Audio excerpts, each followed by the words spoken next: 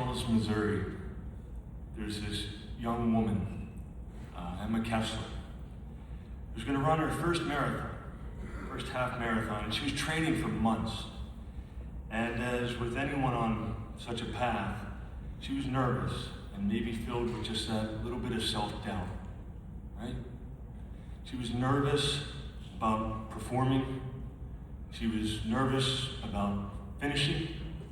She was nervous, she even shared about doing it alone. She'd even texted her boyfriend something like, I wish you were doing this marathon with me. Well, the day of the marathon, her boyfriend drove her to the event. And when she went to get her things, when she went to the trunk of the car and she opened it up, he had his own pair of running shoes there, right next to hers, ready and waiting. See, he'd been secretly training ever since he'd gotten that text from her so that he could run the race with her, together. And if you watch the story, she was completely and understandably overcome with emotion in that moment, realizing that feeling of that support that he'd been secretly, purposely planning for all that time for her. To support her, right? Just to be there with her, showing up for her in that moment when she felt she might have needed it most. Well, when my wife, who I really like, she shared that story with me just about a week and a half ago, and my eyes just like immediately welled up with tears, and it was really touching to me. And I don't know, maybe one or two of you here today had heard that story. But you like a story like that. We like a story like that, right? I mean, I like a story like that. I'm not a runner. I don't run for anything. I wouldn't even run for office. But I like that story. I love a story like that. The way he showed up for her, right? The way it mattered to her. It was so real. It was so authentic. Why do we like it so much? Those kinds of stories. I think if we think about it a little bit more, if we look at it just like a little bit more closely, of course we see someone showing up for someone, sure. But we also see the other person's emotional reaction and appreciation of it. So, I had kind of like, maybe like a kind of a lousy summer. But those who know me, I would hope, would know that I'm not somebody who focuses on the negative too much. And it wasn't too short or anything like that. All my days are like 24 hours long, just like yours. Or like 1,440 minutes a day, just like yours. It's just that, my dad got cancer at the start of the summer. And that made time feel really different. Sometimes a rush, kind of like that blur. Sometimes days felt like days. So I'm one of 4 kids, and it fell on me and my younger sister Rosie to be the ones who managed all of this all summer. And just around 2 weeks ago, my dad had this pretty intense surgery that lasted well over 12 hours. And so I took him to the hospital that day. Just me, early morning, 5 a.m., crazy.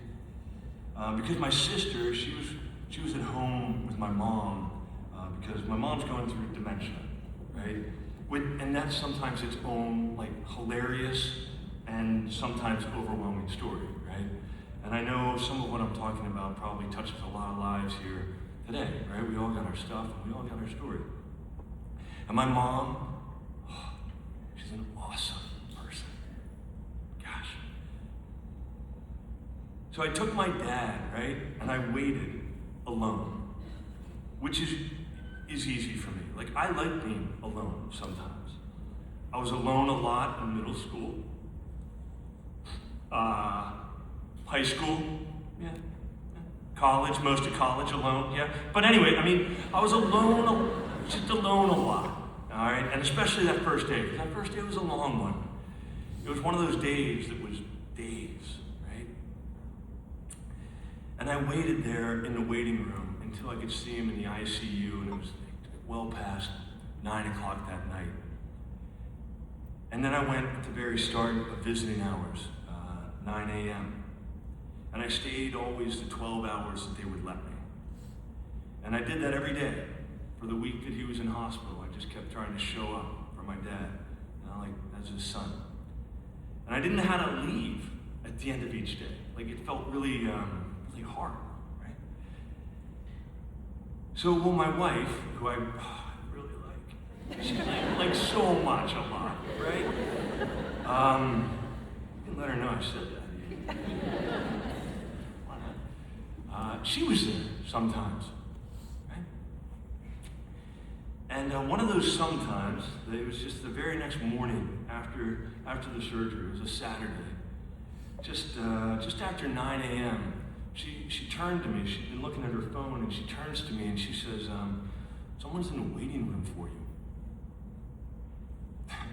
I was like, 9 a.m., Saturday, AGH on the North Shore. Someone's waiting? What, It did. It took me by total surprise. So I walked out into the waiting room.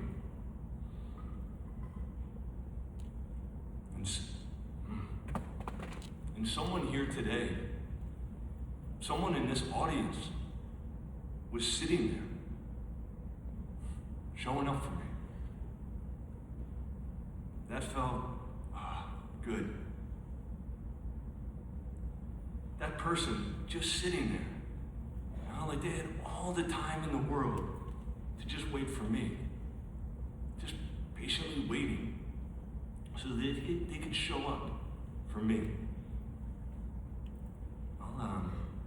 I'll never forget that, not the rest of my life. See, the person who showed up for me that day, it certainly didn't take months of preparation, didn't take certifications or expertise, didn't cost anything, Well, if you parked in the James Street garage, that would have cost you a couple of bucks. So just see me after this. Get the bump step. I'm pretty financially solvent. I make so much money, it's disgusting. But, the thing about it is, I imagine they didn't wait around wondering if they were the right person. They showed up, and that made them the exact right person for me in that moment. And man, I needed it. I didn't even know I needed it. It didn't take a lot of time, right? But time is the great gift. We all in this room, in this space, in this place today, we only all get the same amount of time in a day.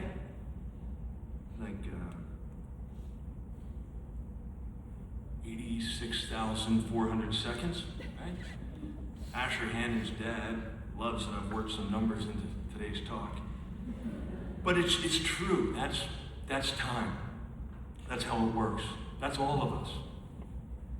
No one gets more, not the wealthiest in the world. That's why time is the precious currency. And that person, that one waiting, they gave up some of their gift, their time, their currency for me.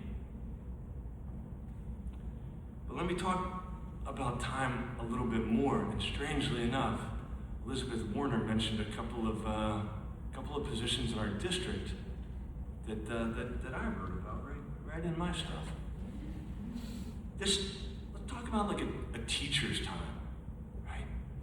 A student's time, a nurse's, a custodian's, a bus driver's time. Because we all run on these crazy schedules with time. Bell schedules and all, right? And our time becomes something that we covet And to give away that time, that's hard. That's what makes showing up hard. No. Damn you, ChatGPT. That's not the right word. That's what makes showing up so meaningful. It's the conscious choice of gifting your time, right? And that's why it feels so emotional, so connecting. That's why Emma Kessler was crying. And that person all those weeks ago, they gave up their time with their family to spend time with mine and with me. And as an aside, right now, maybe you're wondering who it was. And maybe I want you to wonder.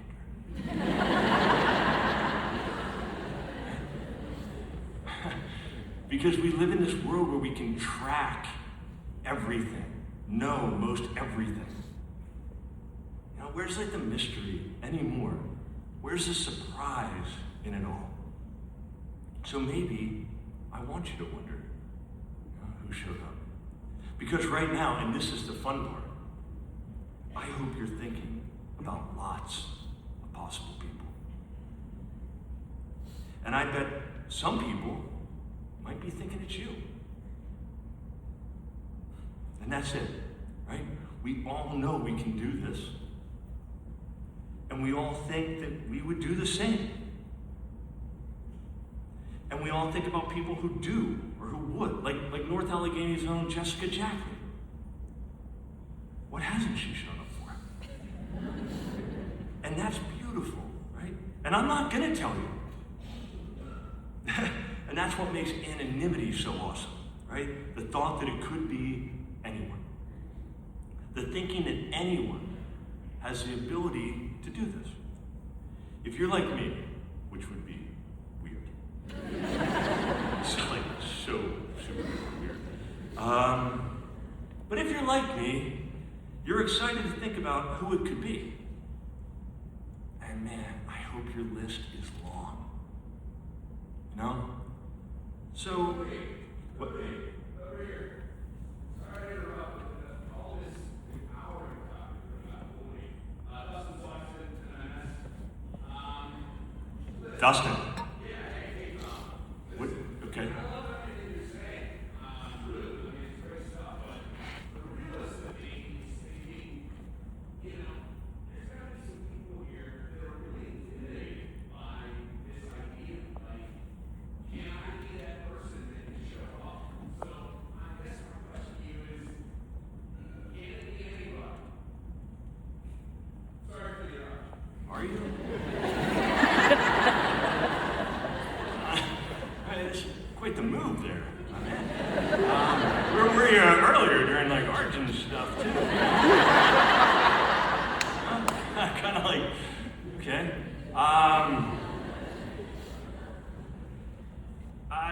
Soxman, you've been teaching 2 to 5 years, so.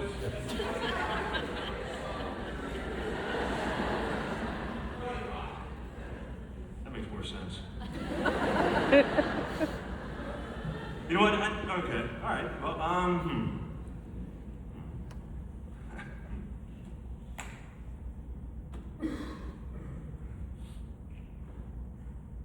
I'll just read what I wrote after I told you to ask that question.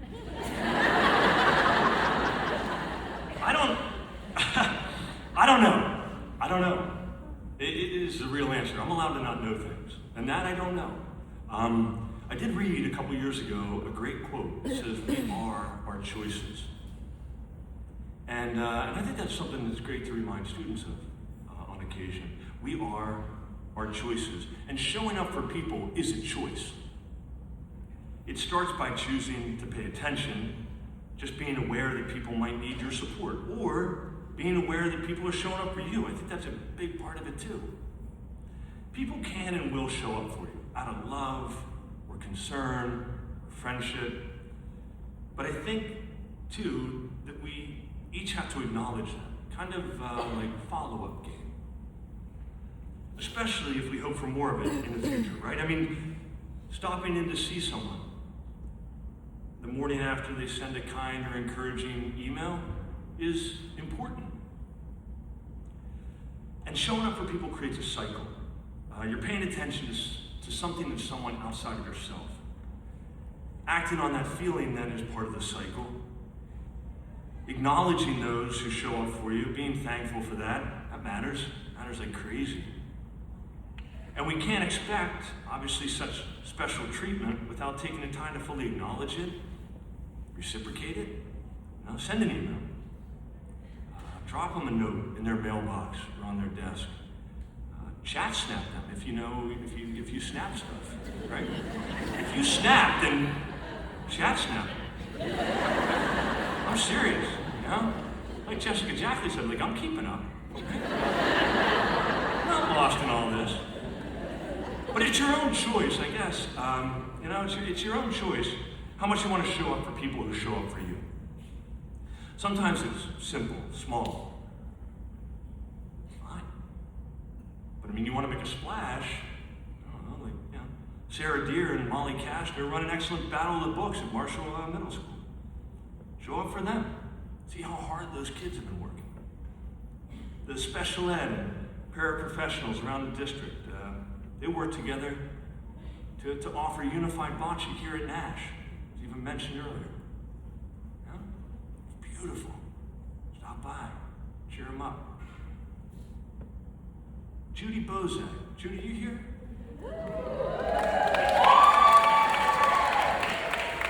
Peebles, right, Judy? Yeah, hi. Judy, this has to be spectacularly strange for you because you know that I don't know you. And I wouldn't know you if you walked on the stage right now. But, Judy, your daughter Abby's getting married next summer, yes or yes? Let's all show up. Right? I mean, a couple of party buses.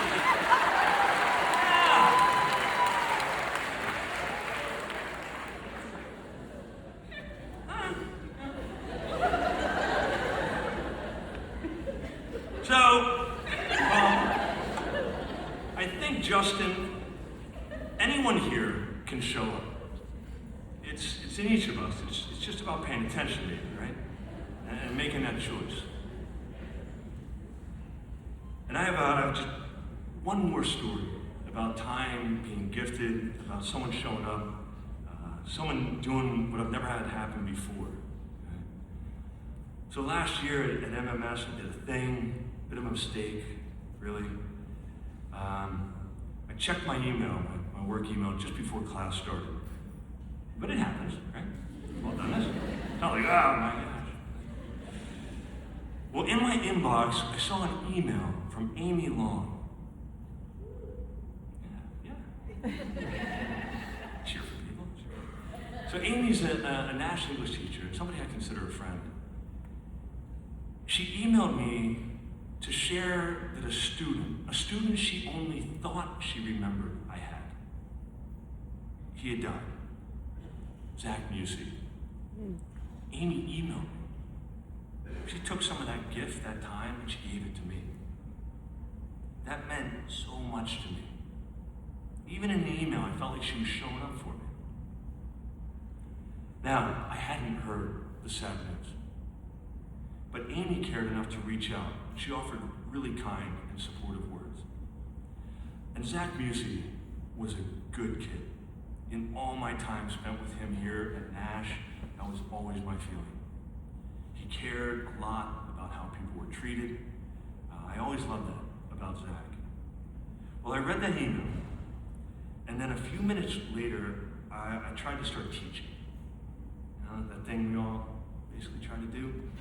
And I was also trying to do that thing where we compartmentalize real life so that our students don't see behind the curtain. So we can move through our day. I was starting to try to do that thing. So I was in our classroom trying to explain what activity we were doing. It was like duck, duck, goose or something like high rigger. And I got overcome with emotion. And I just started choking back tears while I was trying to explain this stuff. I couldn't finish a sentence, and I kept trying. And just kept choking back tears. Never in class had anything like this ever happened to me before. And it really just wasn't working. I mean, I was working. I was also the only person in the room getting paid to be there, but I was working. And I think I gathered myself enough, like spit on the floor, rub some dirt in it, and then just tried for them to just start on their own, the activity. And the room was quiet. The students were doing that thing where they really show up for you because they see you as an actual person suddenly. And I don't know, they just treat you with like such cooperation and respect in those times that matter. Well, this one student, Amarita, after only a few minutes, she politely and quietly comes over to me. She asked if she can speak to me out in the hall. She was a 13-year-old kid, right? But she wasn't waiting around to be sure she was the right person to show up for her 46-year-old, like odd, yet also weird English teacher. She was just paying attention. She didn't need to be qualified, she just needed to be herself. What she did for me that day, her supportive words that she said to me in the hallway, amazing. Amazing. She told me, and I'll never forget this, she looks me in the eye like that, and is like, and tells me that if I needed to take time, that's okay. Every student in the room would understand. That's what she said to me. She's 13 years old. Like, my mind was blown, right? I mean, a student showing up like that for me, for a teacher, it certainly just flipped the script. If you're retired halfway through this year, at the end of this year, if you're just starting your first day of teaching in the next few days, I don't think it matters where you are in the arc of your career, you can show up for someone. You can step into their day, into their moment. You can be there for them. We're gonna miss some days. We're gonna miss our moments. That's okay, we're human, we're just people, right? Yesterday at Marshall Middle, before I had to step out and come here to do a quick rehearsal kind of thing and a mic check, thank you, Bob Tozier. Garrett Miller was talking about this idea that we get 30-second intervals throughout our day. Arjun kind of mentioned something like this. And that you get 930 30-second intervals during a workday. These 30-second intervals is time to be able to try to connect with people, empower people, right? Show up for people. I like that idea. But showing up, I love that feeling. I love seeing it, I love feeling it. People showing up for each other. Like in the movies, it happens with this great smash of music in the scene. Love that. I mean, I love that feeling that it makes me feel. In real life, it's like a little more quiet, a little more invisible. There wasn't any music playing when I walked into that waiting room. No script. But man, I really love that.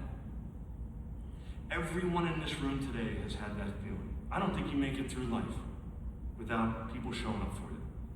And we love it. It's what really makes a memory. Our work is to show up for kids, no matter what. That's why this marathon of ours matters. It centers around kids, people. It's about being human. It's the best part of the work we do together.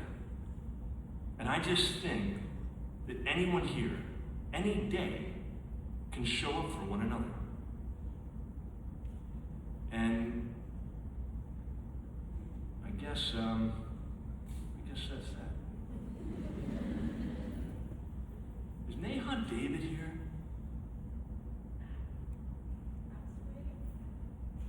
You are here. I figured you'd be nervous, and I'm nervous. I mean, look. Yeah, this is a lot. Mr. Duramo asked me to do this speech earlier today while in the lobby. I told him, how can I not be nervous? How was summer? Oh, it was pretty good. How was yours? Kind of lousy. But enough about that. Hey, you're a singer. Yes or yes? Yeah. Mm-hmm. sing something for them. Like, right now? I don't think they want to wait any longer. But this is not a duet, because that's not me. Why don't I just, and then you can do. Sure. Yeah. If you want me to, I'll just pick a song. Yeah. Okay. Yeah.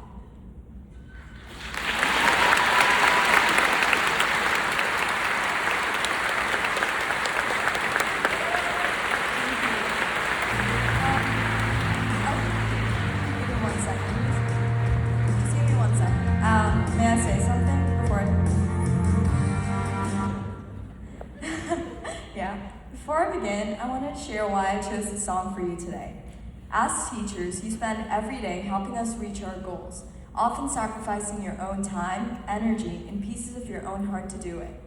But you have dreams of your own too, reasons why you chose this path, and passions you still want to achieve. So today, this song is my reminder to never lose sight of your own joy. Thank you for every quiet sacrifice you make for us, for everything you give, and for the dreams you're still chasing. Here's I Hope You Dance.